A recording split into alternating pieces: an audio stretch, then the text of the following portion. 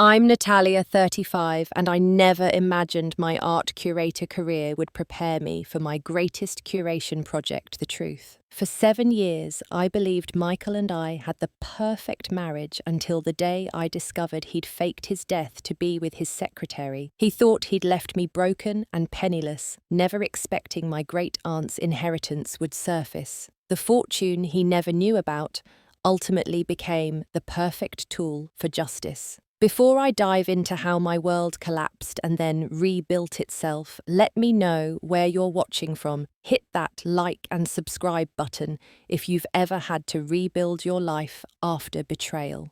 I grew up in a modest middle-class family in Massachusetts, where my parents recognized my artistic talent early on. They scraped together enough money for art lessons, encouraging my passion despite not fully understanding it themselves. By the time I graduated with my art history degree from Boston University, I knew I wanted to dedicate my life to discovering and promoting artists whose work deserved recognition. That path led me to the Newbury Street Gallery, where I was working as an assistant curator when I met Michael Crawford. It was during our annual spring fundraiser, an elegant affair, where Boston's elite gathered to sip champagne, pretend to understand modern art, and write checks to support our upcoming exhibitions.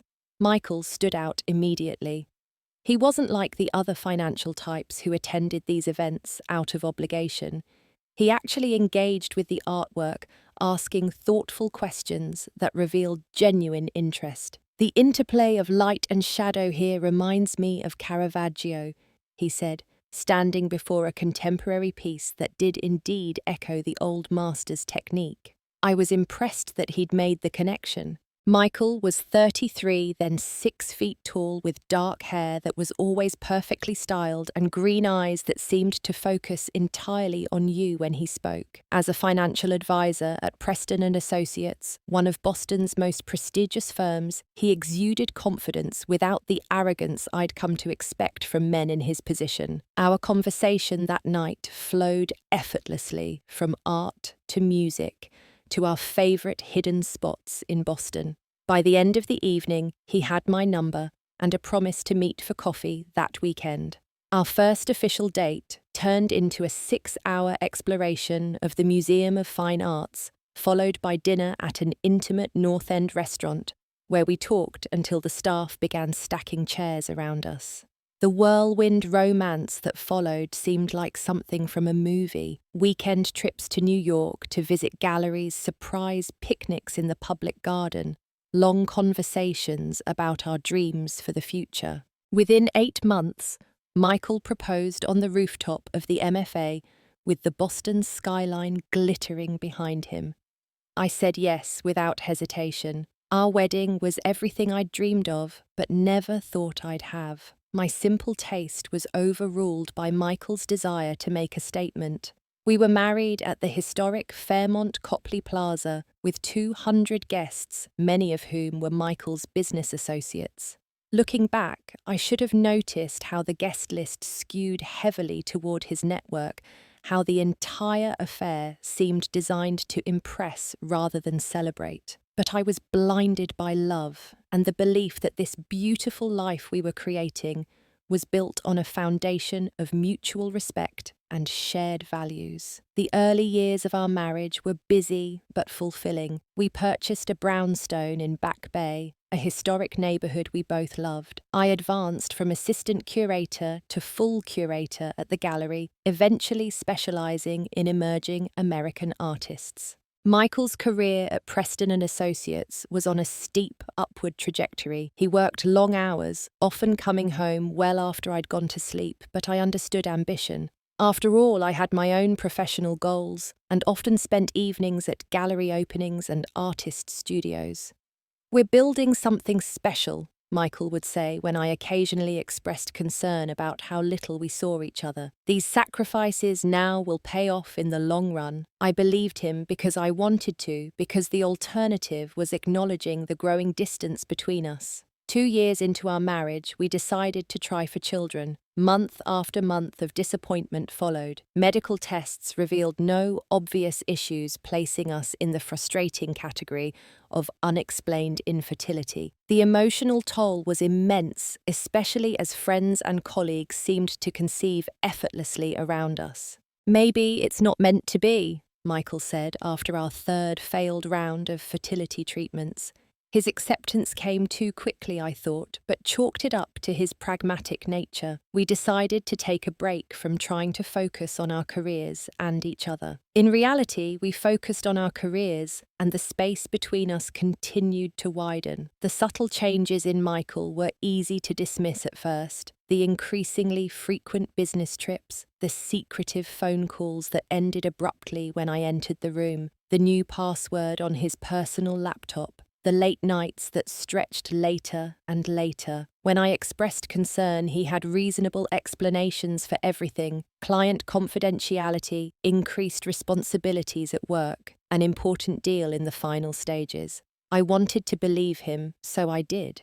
Our social circle consisted primarily of other professional couples, lawyers, doctors, fellow financial advisors, and their spouses. At gatherings, Michael was always the charming host or gracious guest, his arm around my waist, his attention seemingly focused on making sure I was comfortable and included. It was only in private that he became increasingly distant and distracted. "Is everything okay?" I asked countless times over those last 2 years.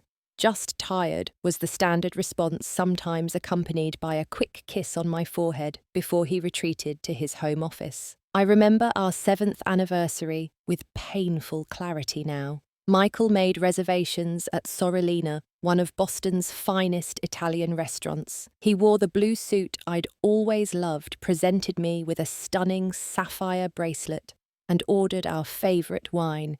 Yet, throughout dinner, his eyes frequently darted to his phone, which he kept face down but within reach on the table. "Important client?" I asked, trying to keep the edge from my voice. "Always something," he replied with a tight smile. "You know how it is." I did know how it was, or at least how it had become. But that night, as we toasted to 7 years together, I still believed we could find our way back to each other. I had no idea it would be our last anniversary, or that in less than 3 months, my husband would be dead. The Tuesday morning when everything changed began like any other. September in Boston brings a crispness to the air, a transitional energy, as the city shakes off summer and prepares for the academic year to begin in earnest. I remember the mundane details with surprising clarity: the blue dress shirt Michael wore, the sound of his travel mug being snapped closed, the casual way he mentioned he'd be in Chicago for 3 days. "The Preston team is pitching to a major potential client," he explained, checking his watch. "Should be straightforward, but these initial meetings can run long. Don't wait up tonight." I kissed him goodbye at the door, his overnight bag slung over his shoulder. That ordinary moment, a kiss, a smile, a wave as he walked to his car, would replay in my mind countless times in the months that followed. Later that afternoon, I received a text, landed safely in Chicago, heading straight into meetings. "Talk tomorrow. Love you."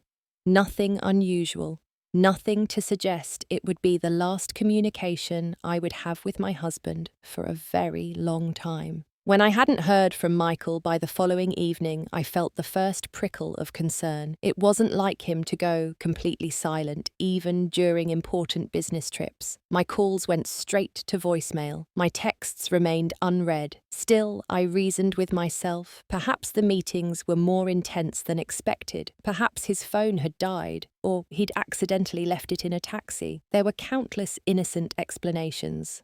The call from Robert Preston, the founding partner of Michael's firm, shattered those rationalizations. "Natalia," he said, his voice uncharacteristically hesitant. "I'm calling because we're concerned about Michael. He never arrived for the meetings in Chicago. He hasn't checked into the hotel, and none of the team has been able to reach him." The room seemed to tilt around me. "There must be some mistake," I insisted. "He texted me yesterday that he'd landed." "What time was that?" Robert asked. "Around 4:30. The team flight didn't land until 6, Robert said quietly, and Michael wasn't on it. That conversation initiated a nightmare that unfolded with brutal speed. I called every hospital in Boston, then expanded to surrounding areas. I contacted friends, relatives, anyone who might have heard from him. By nightfall, I was sitting in our living room with 2 police officers filing a missing persons report. "Your husband's cell phone last pinged near the Tobin Bridge," the female officer told me the next morning when they returned with an update. Her expression was carefully neutral, but I could read the implication in her eyes. The Tobin Bridge spans the Mystic River connecting Boston to Chelsea. It's known for its height, its stunning views of the city skyline, and tragically as a site where people have ended their lives. "Michael wouldn't," I insisted, my voice breaking. "He wouldn't do that." But later that day, police found his car abandoned in a parking area near the bridge access point. Inside were his wallet, his watch, the Rolex I'd given him for his 35th birthday, and a handwritten note that read simply, "I'm sorry. I can't face what's coming. Please forgive me." The note was vague enough to be interpreted many ways, but coupled with the location, the authorities focused their search on the waters below the bridge. Coast Guard boats dragged the river, while news helicopters circled overhead, capturing footage that would play on local stations throughout the day. "Financial advisor missing suicide," feared the captions read. That same day, Robert Preston appeared at my door with the firm's head of security. Their expressions told me they brought more bad news. "There are irregularities in some of the accounts Michael managed," Robert explained, choosing his words carefully. "Nothing conclusive yet, but enough that we've had to notify the authorities." "What kind of irregularities?" I asked, struggling to process this new information through my fear and confusion. "Discrepancies between client statements and actual holdings. Unusual transfers. We're still investigating, but..." He trailed off, unwilling to voice the obvious implication that my missing husband might have been involved in financial impropriety. As a prominent financial advisor whose clients included some of Boston's wealthiest families, Michael's disappearance quickly became local news. Reporters gathered outside our brownstone. Old colleagues called with awkward condolences, mixed with thinly veiled questions. The search continued for 3 days before being scaled back, then finally suspended, when no body was recovered. The detective assigned to Michael's case, a veteran named Russo, with tired eyes and a gentle manner, sat with me in our kitchen a week after the disappearance. "In cases like this," he explained, "when no body is recovered, it can take years for a death certificate to be issued. But given the note, the location, and the financial concerns that have come to light, suicide is our working theory." I nodded numbly, still unable to fully accept that Michael was gone, much less that he might have taken his own life rather than face consequences for whatever he'd done at work. 2 weeks after Michael disappeared, Preston and Associates issued a statement confirming that they had discovered significant financial irregularities in accounts managed by Michael Crawford and were cooperating fully with an SEC investigation. The firm also announced they would ensure no clients suffered losses due to these potential improprieties.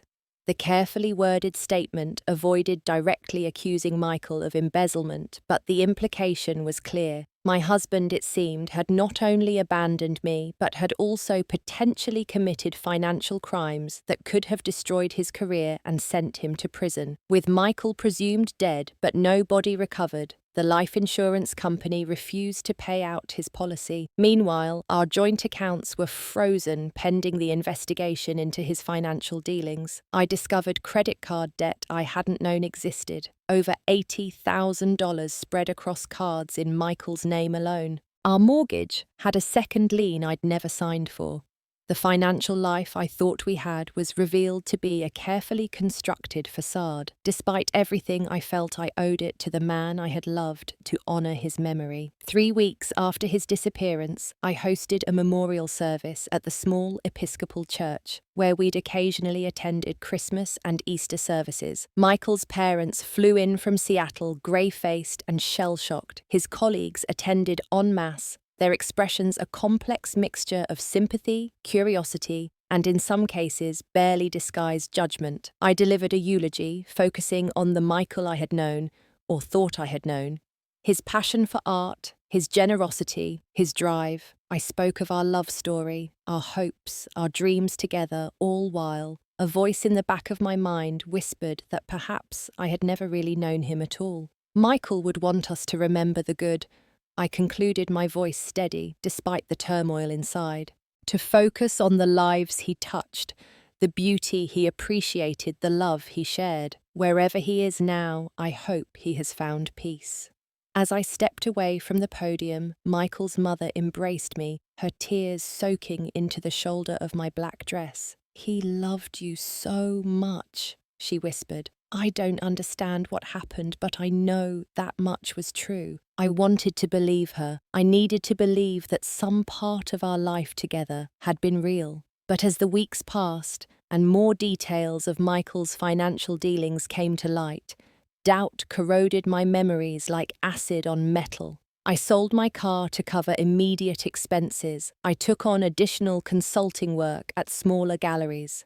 I began the process of listing our brownstone, knowing I couldn't afford the mortgage on my own, especially with the additional lien I'd discovered. Each night, I returned to an increasingly empty homerooms, echoing as I sold furniture piece by piece and tried to reconstruct who my husband had really been. 3 months after Michael disappeared, I was just beginning to accept my new reality widow at 35, starting over, financially healing from betrayal I still didn't fully understand, and then a phone call changed everything once again.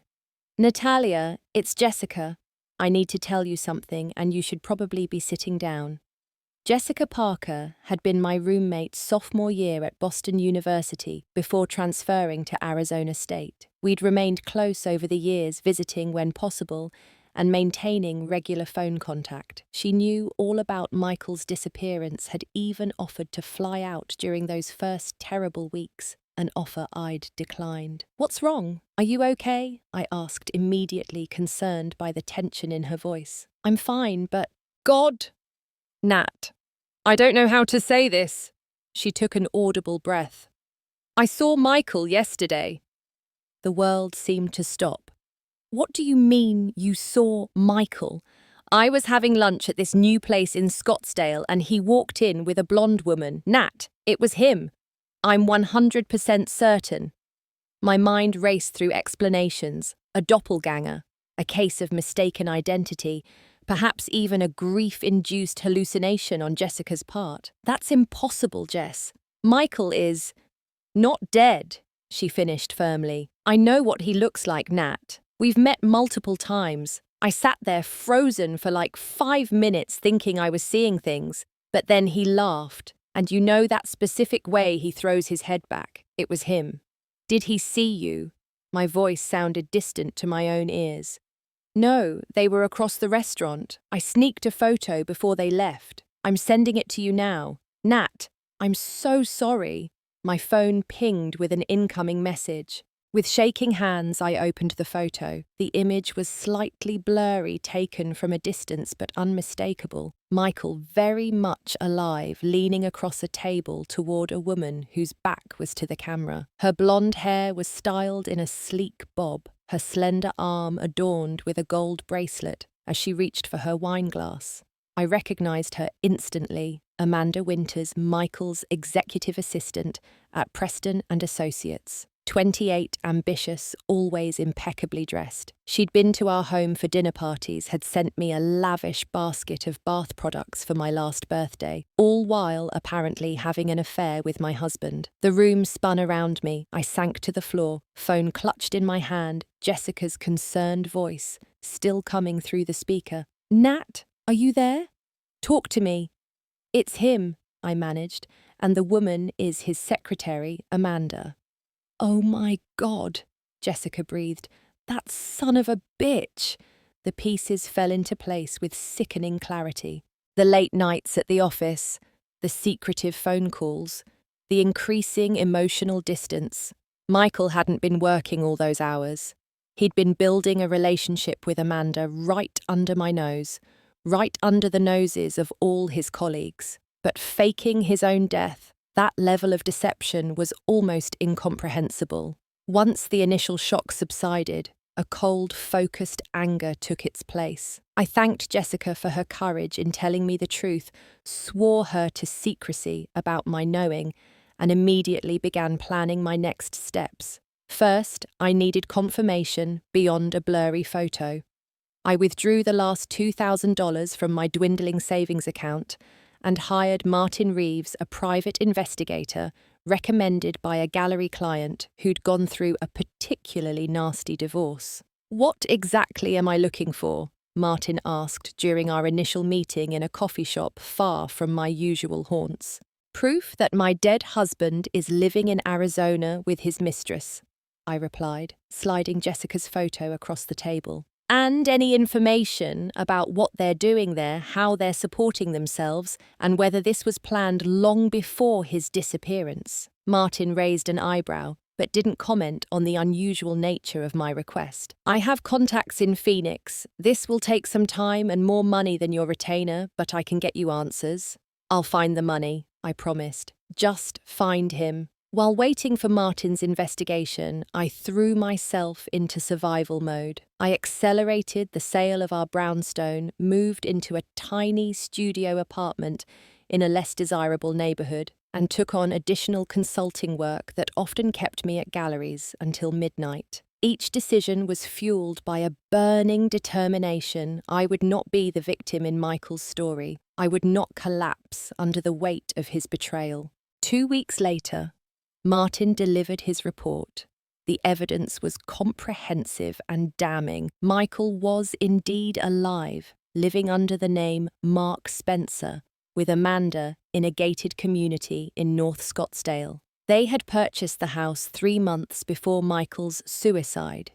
A 4-bedroom desert contemporary with a pool and mountain views, bought with cash through an LLC established in Amanda's maiden name. Martin had tracked their movements, photographed them, shopping, dining, playing tennis at their community courts. He'd even managed to access public records showing that Mark Spencer had recently applied for a position with a boutique financial firm in Phoenix. Most devastating was the evidence that this had been planned for years, not months.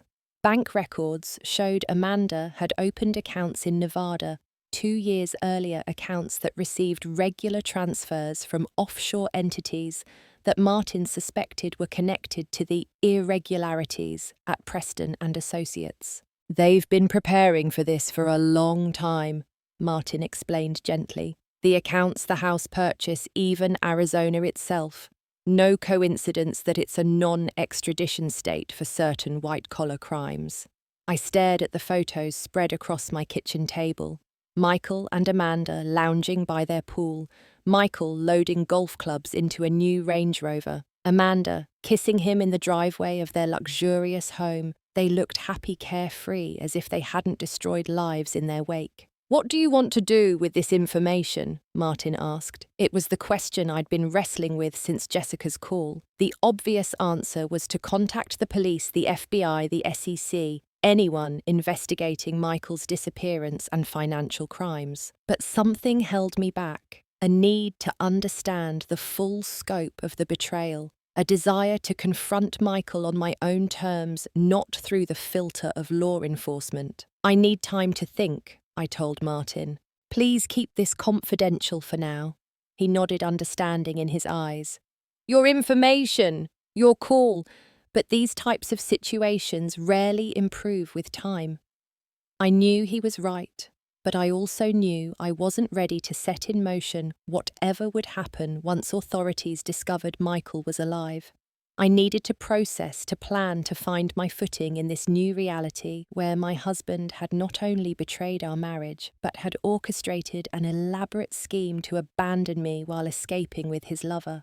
That night, alone in my small apartment, surrounded by Martin's photos and reports, I allowed myself to truly feel the magnitude of Michael's deception. I wept until there were no tears left, mourning not his death, but the death of what I'd believed our marriage to be. When dawn broke, I made a promise to myself Michael Crawford would not destroy me. Somehow, I would find a way through this darkness. I had no idea then that fate was about to hand me an unexpected weapon in the form of a great aunt I barely remembered and an inheritance that would change everything.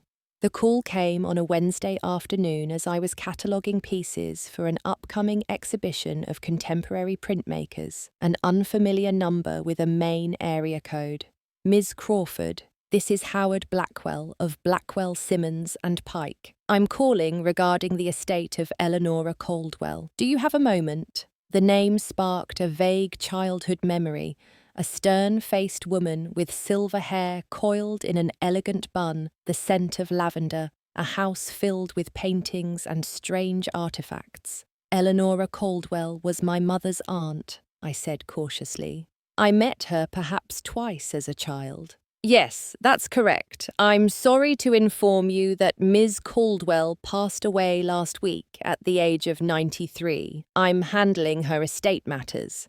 I'm sorry to hear that, I replied automatically, though the loss felt abstract given how little I'd known her. The reason for my call, Ms. Crawford, is that you are named as the primary beneficiary in Ms. Caldwell's will. I nearly dropped the phone.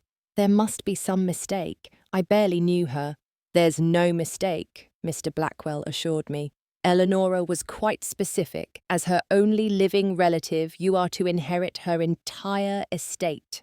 Her entire estate, I repeated numbly. What exactly does that entail? There was a slight pause. Perhaps we should discuss this in person. Would you be able to come to Portland this week? I can arrange accommodations. The cryptic response set off alarm bells. Was this some kind of scam targeting a publicly known widow, or perhaps debts I would be expected to settle? Nevertheless, curiosity compelled me to agree to the meeting. 2 days later, I found myself in a wood-panelled office in downtown Portland, Maine, facing Howard Blackwell, a distinguished man in his 60s with kind eyes behind wire-rimmed glasses.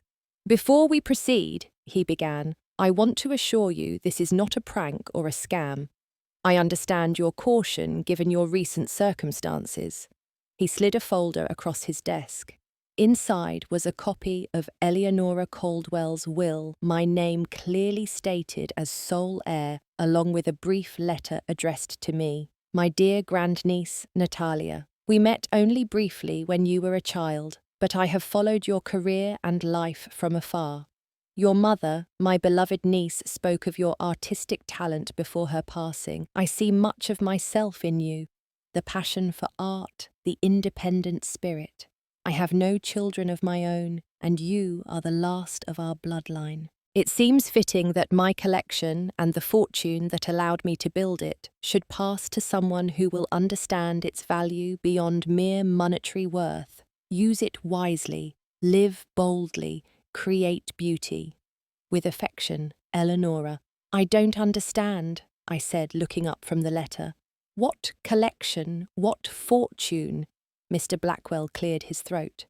Miss Caldwell lived very privately, but she was in fact quite wealthy. She was an early investor in several technology companies in the 1980s and made extremely astute financial decisions throughout her life. Additionally, she amassed a significant art collection over decades. He handed me another document, a preliminary valuation of Eleanora's estate. I stared at the figure at the bottom of the page, $18.7 million. This can't be right, I whispered. I assure you it is, Mr. Blackwell said gently. The estate includes a historic property in Cape Elizabeth valued at approximately 4 million investment portfolios, worth roughly 9 million cash assets, of about 2 million and an art collection conservatively valued at 3.7 million, though several pieces may fetch significantly more at auction should you choose to sell them. The room seemed to tilt around me. Just weeks ago, I had been selling furniture to make rent, and now I was being told I had inherited nearly $19 million. Why me? I asked. Why not donate it to museums or charities? Eleonora was quite clear about her wishes. She had no close friends, was estranged from most distant relatives, and devoted her life to her collection. She followed your career from afar and apparently approved of your path in the art world. Mr. Blackwell slid another folder toward me. These are the immediate papers requiring your signature to begin the transfer process. The estate is relatively straightforward, no contests, expected taxes already provided for in a separate trust. You should be able to take possession within 30 days. As I signed where indicated, my mind raced with implications. This inheritance wasn't just financial security, it was freedom, power, the ability to rebuild my life on my own terms. And perhaps, though the thought had barely begun to form a way to address the unfinished business with Michael. The following day, Mr. Blackwell drove me to Eleonora's estate, a stately Victorian overlooking the Atlantic in Cape Elizabeth. The house itself was impressive, 3 stories of traditional New England architecture with a widow's walk and wraparound porch. But it was what waited inside that took my breath away. Art, everywhere. Not displayed in the formal museum-like manner I might have expected, but integrated into living spaces in a deeply personal way. Paintings, sculptures, ceramics, textiles, a collection spanning centuries and continents, curated with an expert's eye and arranged with intuitive brilliance. She never loaned pieces to museums or allowed her collection to be photographed, Mr. Blackwell explained as I moved from room to room in awe. She believed art should be lived with, not just viewed. In Eleonora's study, I found her journals, dozens of leather-bound volumes documenting acquisitions, artist meetings, auction strategies. The most recent one included newspaper clippings about exhibitions I had curated with Eleonora's margin notes, excellent eye for emerging talent, and values narrative over spectacle, promising. She had been watching my career all along, this great aunt. I barely remembered seeing something of herself in my work. The realization brought unexpected tears. That evening, alone in the grand house that was now mine, I sat on the porch overlooking the ocean and allowed myself to think strategically for the first time since learning of Michael's betrayal. With the resources now at my disposal, I had options I hadn't dreamed possible just days ago. I could ensure Michael faced justice for his crimes without financially destroying myself in the process. I could rebuild my career on my own terms, perhaps establishing a foundation to support the artists I believed in. I could create a life that honored Eleonora's legacy while forging my own path forward. But first, I needed to secure my inheritance and decide exactly how to approach the problem of my not-so-dead husband. The irony wasn't lost on me. Michael had abandoned me, thinking I would be left destitute, never imagining that fate would intervene with a windfall beyond anything either of us could have anticipated. As waves crashed against the rocks below, I made my decision. I would accept this unexpected gift fully. I would use these resources wisely, and I would ensure that Michael Crawford understood exactly what he had thrown away. Not just a wife who had loved him, but a future that could have been extraordinary. The next morning, I called Martin Reeves with new instructions, my voice steady with resolve. I need you to continue monitoring Michael and Amanda, but don't approach them. I'm coming into some money, and I want to be strategic about how we proceed. Strategic how? Martin asked. I want to understand exactly what they're doing before I involve authorities, and I want Michael to know what he lost. Not just me, but the life we could have had. There was a pause before Martin responded. Revenge is a tricky business, Ms. Crawford. It rarely brings the satisfaction people expect. This isn't about revenge, I replied, though perhaps it partially was. It's about justice and reclaiming my narrative. As I hung up, I glanced around at Eleanora's collection, the careful curation of beauty created across centuries, and felt a sense of purpose settling over me. My great-aunt had spent a lifetime building something meaningful. Now it was my turn.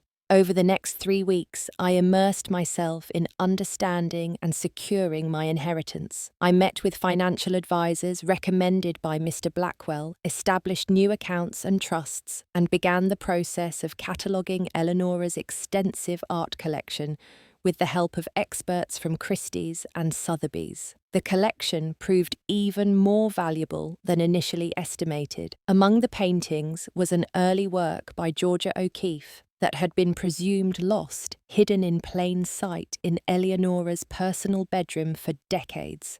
2 Japanese woodblock prints from the Edo period were authenticated as rare artist proofs. A small sculpture initially attributed to a follower of Rodin was confirmed to be by the master himself. Your great-aunt had an extraordinary eye, the Christie's representative told me, as we carefully documented each piece. And remarkable discretion. Most collectors of this caliber are well known in the art world, but she managed to acquire museum-quality works while maintaining almost complete privacy. I found myself wondering what else Eleanora had kept private. As I sorted through her personal papers, I discovered correspondence with artists spanning decades, journals detailing her travels in search of overlooked talents, and financial records showing her quiet support of female artists who struggled to gain recognition in male-dominated eras. The more I learned about her, the more I felt a connection to this woman I had barely known in life. We shared not just blood, but a passion for art as a means of understanding the world, a belief in supporting creators whose voices deserved to be heard, and apparently a determination to forge our own paths regardless of convention. With the expert team's help, I selected several pieces from the collection to sell through auction, works I appreciated but didn't feel personally connected to pieces that would fetch the highest prices in the current market. The proceeds would provide immediate liquid assets, while I determined the long-term structure for managing Eleanora's investments. Among my first major decisions was establishing the Eleanor Foundation, using the Americanized spelling of my great-aunt's name to distinguish it from her personal identity. The foundation would support emerging female artists through grants, exhibitions, and residency programs. This felt like a fitting tribute to Eleanora's legacy while aligning with my own professional passions. Throughout this period, Martin continued monitoring Michael and Amanda in Arizona. His reports confirmed they had settled into their new identities, with Michael now working as Mark Spencer at Pinnacle Wealth Advisors, a boutique firm catering to high-net-worth clients. Amanda had taken a position as an executive assistant at the same company. They appeared to be building their new life with confidence, seemingly unconcerned about potential consequences. They've established themselves in the local country club set, Martin reported. Dinner parties, golf outings, charity events. They're portraying themselves as a recently relocated couple from the East Coast looking to build connections. The audacity was breathtaking. While I had spent months grieving, struggling financially, and rebuilding my life from scratch, Michael and Amanda were playing tennis and attending wine tastings using money he had likely embezzled from his clients. The time had come to implement the next phase of my plan. I contacted Art Forum magazine, which had previously covered exhibitions I'd curated, and arranged an interview about the newly established Eleanor Foundation. The reporter, Diane Mills, was particularly interested in the story of the mysterious collector whose wealth and art would now support female artists. "This is quite a pivot in your career," Diane observed as we sat in Eleanora's sun-drenched conservatory, "especially after the difficult year you've had with your husband's disappearance." I had prepared for this question. Life rarely follows the path we expect, I replied. Eleanora's gift came at a time when I was rebuilding. It feels like both a responsibility and an opportunity to create something meaningful from unexpected circumstances. The interview was comprehensive, covering the Foundation's mission, the upcoming auction of selected pieces from Eleanora's collection, and my plans to establish a residency program at the Cape Elizabeth property. Diane was particularly interested in a recently authenticated Modigliani sketch that would headline the auction, expected to fetch over $1 million alone. "Would you mind if we took a photo of you with the Modigliani for the article?" she asked. "It's such a compelling visual, you as the new steward of this extraordinary collection." I agreed carefully, orchestrating the photograph to show not just the valuable artwork, but also the setting. Eleanora's grand home with its ocean views, a glimpse of other valuable pieces in the background, subtle indicators of the wealth now at my disposal. The article was published 2 weeks later, featuring prominently in both the print and online editions. From tragedy to transformation, curator Natalia Crawford inherits fortune, establishes artist foundation, read the headline, accompanied by the carefully composed photograph. I ensured the online version was shared widely across Art World platforms, knowing it would likely be picked up by other publications. Martin had confirmed that both Michael and Amanda regularly followed Art World news, Michael to maintain his image as a culturally knowledgeable advisor, Amanda out of genuine interest fostered during her time working with me at gallery events. It was only a matter of time before they saw it. I imagined Michael's reaction, the shock of seeing me not destitute and grieving as he'd expected, but poised and powerful, the beneficiary of a fortune that dwarfed whatever he had managed to embezzle. The knowledge that had he remained my husband, he would have shared in this windfall legally, rather than living as a fugitive with a stolen identity. 3 days after the article published, I received a call from an unknown number with an Arizona area code. I let it go to voicemail, my heart racing despite my outward calm. "Natalia, it's Michael. I know this must be a shock. I can explain everything. Please call me back at this number. It's important."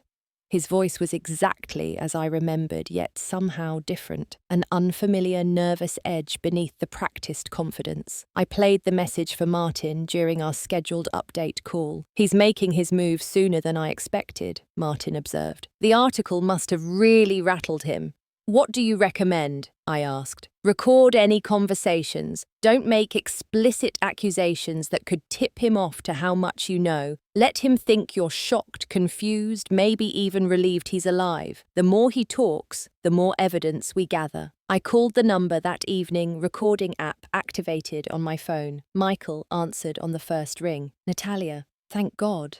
I wasn't sure you'd call back." I forced my voice to sound shaky, disbelieving. "Michael, is it really you? How? I don't understand. We had a funeral. They found your car, your note." I know. It's complicated. God, this is hard to explain over the phone." He paused. "I saw the article about your aunt's inheritance. That's amazing, Nat. You deserve something good after everything." The audacity was stunning, as if he hadn't been the cause of everything I'd endured. "Where have you been?" I asked, allowing anger to seep into my voice. "Do you have any idea what I've been through?" "It's not what you think," he said quickly. I was being threatened by people connected to a client. I had to disappear to protect you. I've been living under an assumed name, trying to figure out how to fix things." The lie was so elaborate, so practiced, I almost admired his commitment to it. Almost. "You expect me to believe that after the SEC investigation, after I found out about the missing client funds, that was part of it," he said smoothly. "I uncovered irregularities in some accounts." When I started asking questions, I received threats. I was trying to gather evidence, but then things escalated. I had to make it look like I was gone, for your safety. "And you couldn't tell me. You let me think you were dead for months." I injected raw hurt into my voice, not difficult, given the genuine pain beneath my performance. I wanted to contact you so many times, he said, his voice dropping to that intimate tone he'd always used when trying to persuade me of something, but it wasn't safe. Then I saw the article and I realized you were okay, more than okay. I'm so happy for you, Nat. Where are you now? I asked. Arizona, he replied. I've been working under an assumed name, keeping a low profile. Alone? I asked pointedly. There was a slight hesitation. Yes, completely focused on resolving this situation so I can come home. Another lie. I pictured him in his luxury home with Amanda perhaps in the next room, listening to him spin these fabrications. I don't know what to say, Michael. This is overwhelming. I understand, he said gently. Take some time to process. But Nat, please don't tell anyone I've contacted you. There are still people who would... It's complicated. Promise me you'll keep this between us for now. I promise. I lied as easily as he had lied to me for years. I'll call again tomorrow, he said. We have so much to talk about. I've missed you so much. After hanging up, I sat in Eleonora's study surrounded by her books and art, and allowed myself to feel the full weight of Michael's calculated deception. Not just the original betrayal of faking his death and fleeing with his mistress, but this new attempt to manipulate me now that I had something he wanted. I forwarded the recording to Martin and my newly retained lawyer, Sarah Chen, a specialist in complex financial crimes, who had previously worked for the SEC. Her response was immediate and direct. This is valuable evidence. He's attempting to establish a false narrative. Keep him talking, but we should involve federal authorities soon. The next day, Michael called again.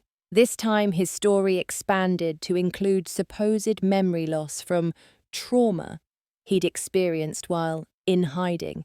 How convenient that he'd just remembered his real identity after seeing my picture in a national publication. It was like a shock to my system, he claimed. Seeing your face reading about our life together, memories started flooding back. I played along, asking questions that gave him room to embellish his lies, careful to express confusion and cautious hope rather than the cold fury I actually felt. With each call, he revealed more details, contradicted previous statements, and dug himself deeper into a web of demonstrable falsehoods.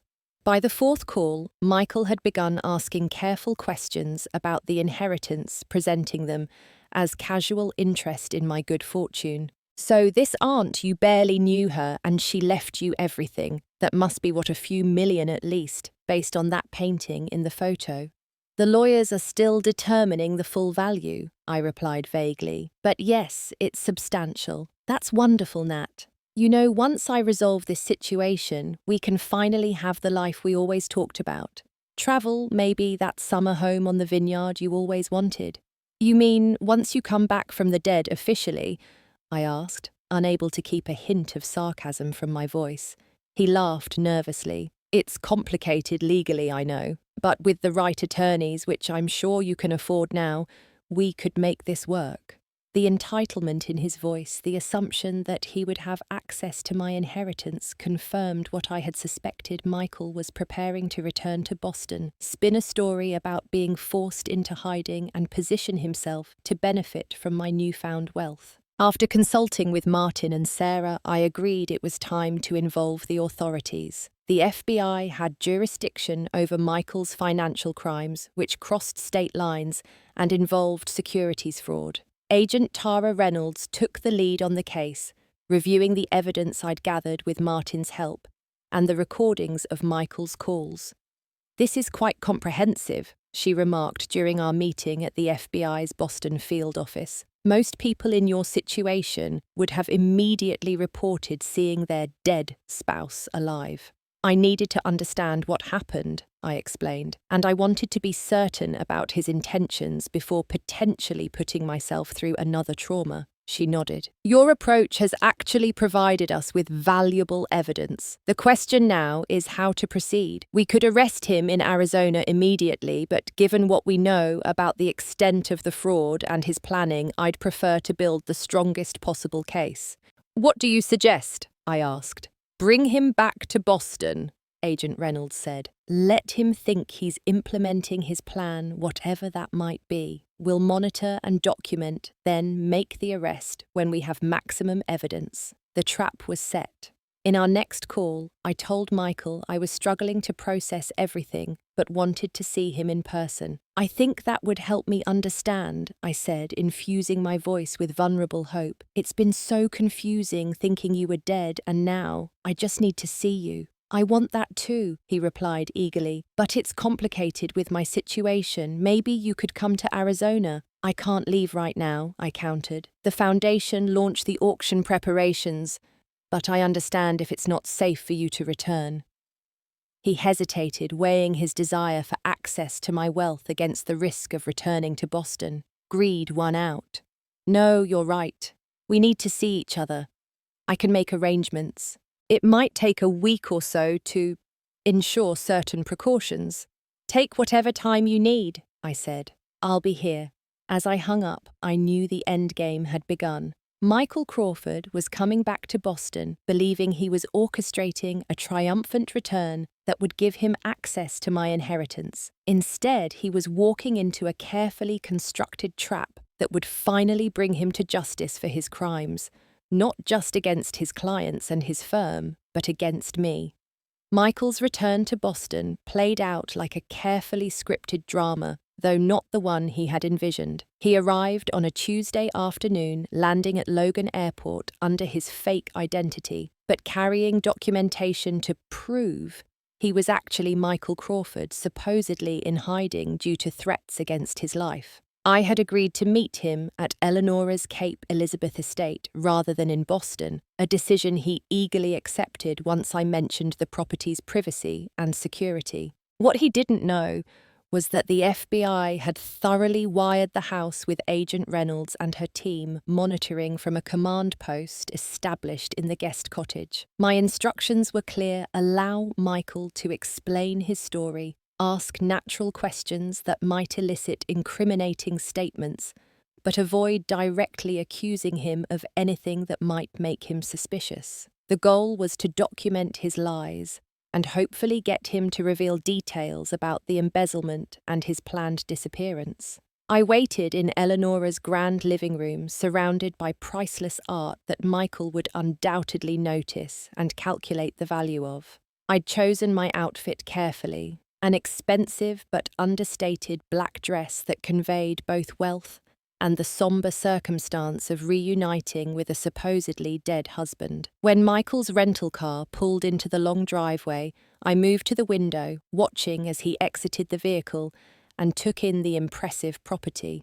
He looked essentially the same, perhaps slightly tanner from Arizona, living his hairstyle differently, but unmistakably the man I had married, the man who had betrayed me in every possible way. The doorbell rang, and I took a deep breath before answering it myself, dismissing the housekeeper I'd hired with Eleanora's staff budget. This confrontation would be private, at least as far as Michael knew. Natalia! His voice broke slightly as he stood on the threshold, playing the role of emotional husband, seeing his beloved wife after a traumatic separation. Michael! I kept my response minimal, watching as his eyes darted past me to take in the entryway's marble floors and the visible Calder mobile hanging in the living room beyond. My God, it's really you, he said, stepping forward to embrace me. I allowed it, but remained stiff in his arms, not returning the hug. He pulled back, studying my face. I know this must be a shock. That's one word for it, I replied, stepping aside to let him enter. Come in. We have a lot to talk about. He followed me into the living room, his gaze sweeping over the artwork, the ocean view, the obvious indicators of wealth. This place is incredible, he said. Your aunt had amazing taste. Yes, she did. I gestured to a seating area. Would you like something to drink? I have a feeling this conversation requires it. Scotch if you have it. he replied with a tight smile. I poured him a generous measure of Macallan 25, another item from Eleonora's well-stocked collection, and took a seat across from him, maintaining physical and emotional distance. So, I began, "You're not dead," he laughed nervously. "No, and I know I owe you an explanation." "I'm listening." What followed was perhaps Michael's most impressive performance yet. A tale of corporate whistleblowing gone wrong, mysterious threats, evidence of money laundering he'd supposedly discovered at Preston and Associates, and his forced decision to disappear to protect both himself and me. The note by the bridge was to throw them off, he explained, sipping the expensive scotch. "Make them think I was out of the picture permanently. I knew it would be hard on you, Nat, but I thought it was the only way to keep you safe." "And you couldn't tell me any of this beforehand?" I asked, keeping my tone measured despite the absurdity of his claims. "They were watching me, watching us. If you had known, your reaction wouldn't have been genuine. They would have known, and you would have been in danger too." "So you've been in hiding all this time, alone." I emphasized the last word, giving him the opportunity to maintain or abandon this particular lie. "Yes." He leaned forward, eyes earnest. "Living under a false identity, working a modest job, trying to gather evidence safely. In Arizona," I added, "where I suppose no one would look for a Boston financial advisor." "Exactly." He seemed relieved at my apparent acceptance. "It was horrible being away from you, Nat. I thought about you every day. And now, why come back now after seeing the article about my inheritance seems convenient." A flash of calculation crossed his features before he composed them into an expression of sincerity. "The article showed me you were okay, more than okay, and it made me realize life is too short. Whatever risks there might still be, I couldn't stay away any longer. I needed to see you explain everything. And the SEC investigation, the missing client funds," I pressed gently. "Planted evidence," he claimed smoothly. "Part of the attempt to discredit me when I got too close to uncovering the real scheme. But with the right attorneys, which, forgive me for being practical, you can now afford, we can clear my name." I nodded thoughtfully, as if considering his words. "It's a lot to process, Michael, finding out you're alive after mourning you, learning about this conspiracy, reconciling the husband I thought I knew with someone capable of such extreme measures." "I know," he said, reaching for my hand. I allowed the contact briefly before withdrawing. "I'm not asking you to understand everything immediately, just to give me a chance to explain, to rebuild what we had." "What we had?" I repeated. "You mean our marriage, the life we built together." "Yes, and now with your inheritance we could have so much more. Travel, philanthropy, maybe even that family we always talked about." His eyes held calculated warmth. "I know it will take time to trust again, but we have that time now, and resources to make a fresh start." I stood moving to the window overlooking the Atlantic. "It's strange. All these months I've imagined what I would say if by some miracle you turned out to be alive, the questions I would ask, the things I would want to know." He rose, coming to stand behind me, not touching but close enough that I could smell his cologne, the same brand he'd always worn. "Ask me anything, Nat. I'll tell you everything." I turned to face him. "Where's Amanda?" The question clearly caught him off guard. His expression flickered before settling into confusion. "Amanda, my assistant, I have no idea. I assume still at Preston." "That's interesting," I said calmly, "because she disappeared around the same time you did. No notice, just cleaned out her apartment and vanished. Quite a coincidence." "I didn't know that," he said, recovering quickly. "Perhaps she was involved with whoever was threatening me. It would explain certain information leaks." "Perhaps," I agreed. "Or perhaps she's currently living with you in Scottsdale in the house you purchased together 3 months before your disappearance." The blood drained from his face. "What are you talking about? Did you really think I wouldn't find out, Michael, that I would be so desperate to have you back? I wouldn't question your absurd story?" "Natalia, I don't know what you think you know, but—" "I know everything," I interrupted. I know about the affair with Amanda that started at least 2 years ago. I know about the offshore accounts you set up to funnel embezzled client funds. I know about the house in Arizona purchased through an LLC in Amanda's maiden name. I know you're living as Mark Spencer, recently hired at Pinnacle Wealth Advisors. He stepped back, calculation replacing the fake warmth in his eyes. How long have you known? Long enough. A friend saw you in Arizona 3 months after your death. Unlike you, she cared enough about me to tell me the truth. He ran a hand through his hair, recalibrating his approach. Okay, so you know about Amanda. That doesn't change the fact that I was facing threats. I needed to disappear, and yes, she helped me. It became complicated between us. Complicated, I repeated flatly. You faked your death, abandoned me to grief and financial ruin, and ran away with your mistress. That's not complicated, Michael. That's cruel, calculated, criminal. The money wasn't... Stop lying. I cut him off. It's over. The performance, the manipulation, all of it. His expression hardened. What exactly do you think is happening here, Natalia? You invited me to this meeting. Yes, I did. I moved toward the mantelpiece, creating distance between us. I wanted to see you face to face when you realized you'd lost. Not just me, but everything. Lost, look around you. He gestured to the luxurious room. You've clearly landed on your feet, and legally, I'm still your husband. In most states, that makes me entitled to half of any inheritance received during marriage. There it was, the true purpose of his return laid bare. Not love, not remorse, just cold calculation about accessing my wealth. That's why you came back. I said not a question, but a confirmation. You saw the article, realized I'd inherited millions, and decided to resurrect yourself to claim your share. His silence was answer enough. Unfortunately for you, Michael, there are several problems with that plan. First, we live in Massachusetts, which considers inheritance separate property, not subject to division in divorce. Second, when you died, our assets were frozen due to the SEC investigation, creating a unique legal situation regarding our marital status. And third, I pressed a button on my phone. The front door opened and Agent Reynolds entered with 2 other FBI agents. Michael Crawford, she announced formally. You are under arrest for wire fraud, securities, fraud, identity theft, and conspiracy to commit financial crimes. You have the right to remain silent. The look on Michael's face as the reality of his situation dawned was something I will never forget.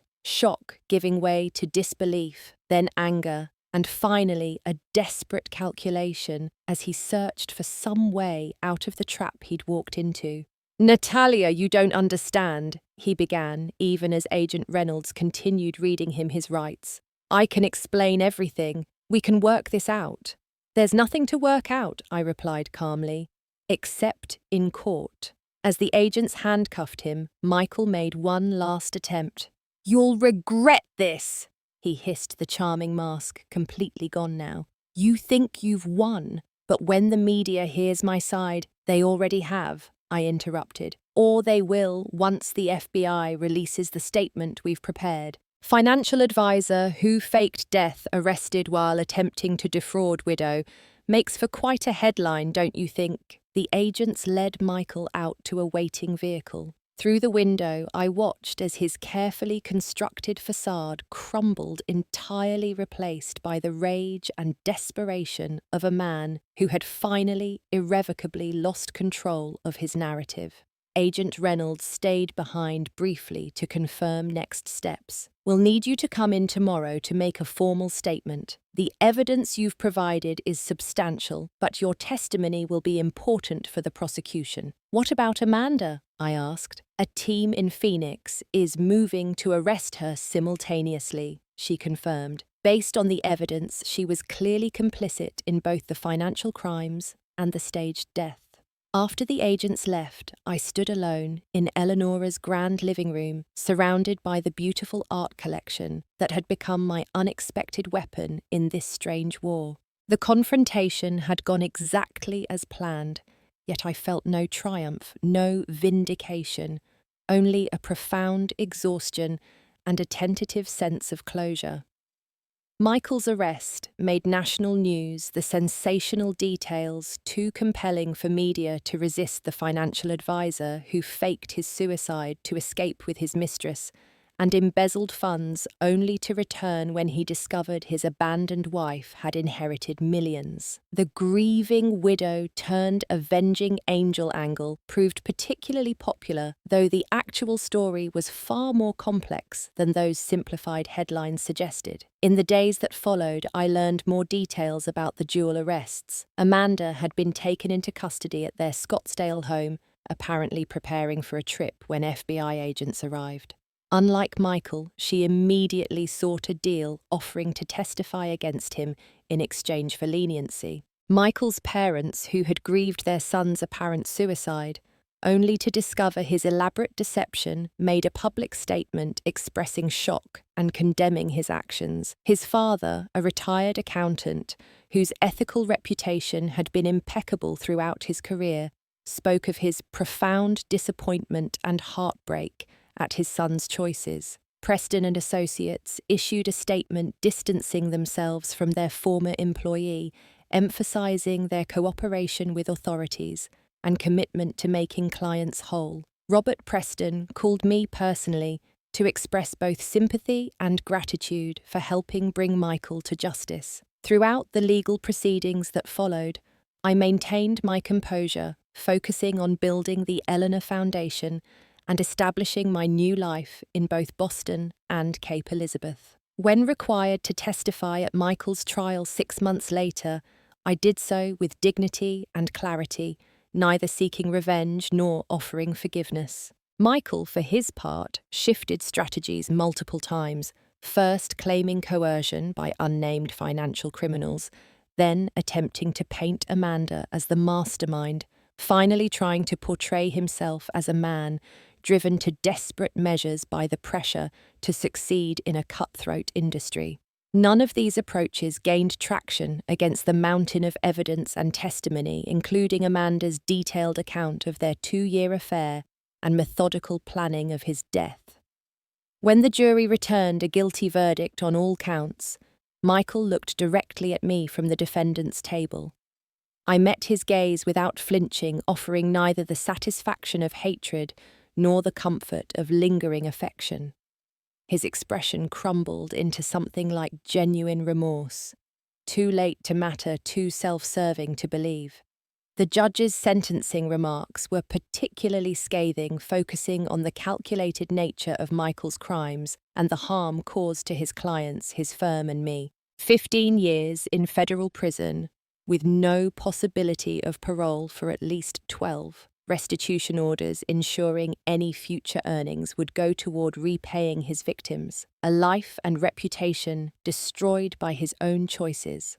As I left the courthouse that day, a reporter called out, "Mrs. Crawford, how does it feel to see justice served?" I paused, considering my answer carefully. "Justice is a complex concept," I replied. "What happened today doesn't undo the harm caused. It doesn't restore what was lost, but it does create accountability, and sometimes that's the most we can hope for." 3 weeks after the sentencing, a letter arrived at the Cape Elizabeth house, forwarded from the prison where Michael was serving his term. I recognized his handwriting on the envelope, the same script that had once penned love notes and anniversary cards.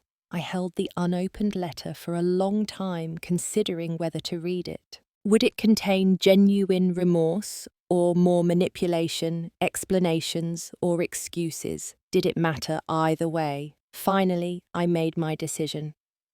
I wrote, "Return to sender," across the envelope and placed it back in the mail. Whatever Michael Crawford had to say, I no longer needed to hear it. My story had moved beyond him into a future he had no part in shaping. 5 years have passed since the day I learned my husband had faked his death to escape with his mistress. 5 years since my great-aunt's unexpected inheritance changed the trajectory of my life. 5 years of rebuilding, rediscovering, and reimagining who I could be outside the shadow of betrayal. The Eleanor Foundation has flourished beyond my initial vision, now supporting dozens of emerging female artists annually through grants, residencies, and exhibition opportunities. The Cape Elizabeth property has been transformed into a sought-after artist retreat, where selected residents spend 3 months creating work inspired by the dramatic coastal landscape that so captivated Eleonora herself. I've returned to my own artistic practice as well, something I had set aside during my marriage to Michael. My photography series, Absence/Presence, exploring themes of abandonment and unexpected resilience,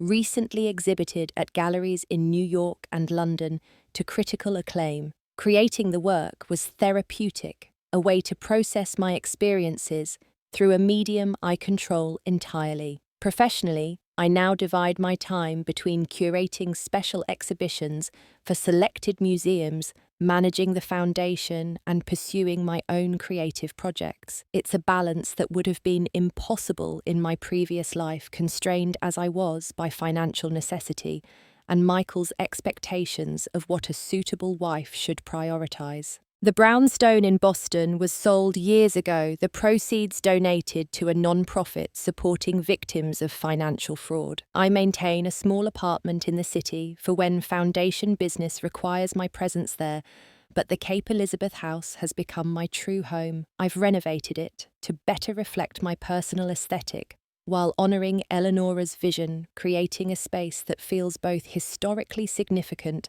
and comfortably contemporary. Occasionally, news about Michael reaches me through legal updates or mutual acquaintances. His appeals have all been denied. Amanda, who received a reduced sentence of 3 years for her cooperation, has apparently left him for someone she met after her release. According to his parents, with whom I've maintained a surprisingly warm relationship, he has finally stopped blaming others for his circumstances and begun the difficult work of genuine accountability. A second letter arrived from him last year. Like the first, I returned it unopened. Whatever journey of redemption Michael may be on, it's his to walk alone. My forgiveness, should I ever offer, it won't come through correspondence, but through the freedom I've found in building a life untethered to his betrayal. Romance returned to my life unexpectedly in the form of Daniel Mercer, a museum director I knew casually during my marriage but reconnected with through foundation work. Unlike Michael's calculated charm, Daniel's appeal lies in his genuine passion for supporting artists and his refreshing emotional honesty. Our relationship has developed slowly, thoughtfully, with clear communication and mutual respect as its foundation. You've created something remarkable here, Daniel said recently as we walked the grounds of the retreat, watching residents working in the glass-walled studios overlooking the Atlantic. Not just the foundation, but this whole life, rising from the ashes with such purpose.